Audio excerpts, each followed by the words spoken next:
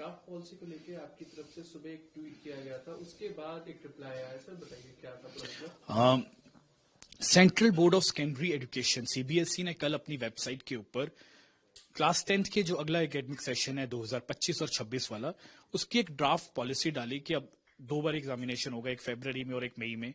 सबसे पहले आप इसको जब अभी भी वो वेबसाइट पर अवेलेबल है उसमें पढ़ते हो तो सीबीएसई ये बोलती है कि अब ऐसे एग्जाम होगा, एक बारी फरवरी में और एक बारी मई में, और उसमें ये 5 सब्जेक्ट वो कौन से हैं?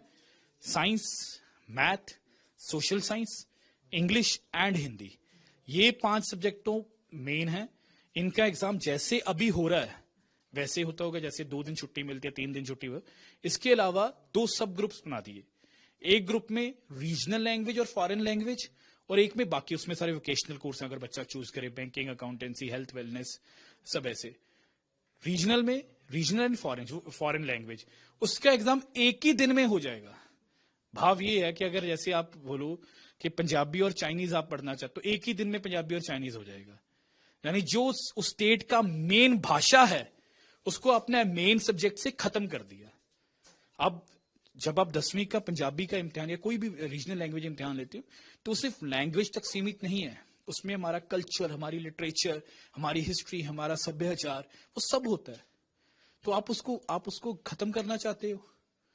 और यहीं तक नहीं रुकी, उसके बाद क्या किया, जो रीजनल और फॉरेन लैंग्वेज का ग्रुप बनाया जिसका इम्तिहान अब एक बार ही हुआ दिन में सिर्फ, उसमें भी पंजाबी गायब कर दी यहां तक। और उसमें भाषाएं आप देखें तो उसमें भाषा है जर्मन, फ्रेंच, जापानीज, थाई, और पंजाब है नहीं, पंजाबी है नहीं। और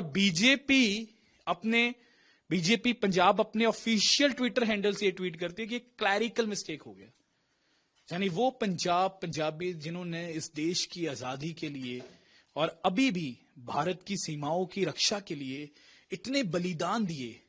और पंजाबी सिर्फ पंजाब की भाषा नहीं है, पंजाबी जम्मू कश्मीर में बोली जाती है, हिमाचल में बोली जाती है, हरियाणा में बोली जाती है, राजस्थान में बोली जाती है, यूपी में बोली जाती है, दिल्ली में बोली जाती है, मुंबई में बोली जाती है, कोलकाता में बोली जाती है। इतनी इंपॉर्टेंट लैंग्वेज, पूरी दुनिया में पंजाबियों का दबदबा है। आप उसको बोलते हो क्लैरिकल, उसमें है नहीं। और आपके पास थाई लिखने का, चाइनीज लिखने का समय है। तो इसके ऊपर हमने 2, एक तो मैंने उसके बाद जब ये आपने बोला ट्वीट किया, उसके बाद उन्होंने रिप्लाई दिया।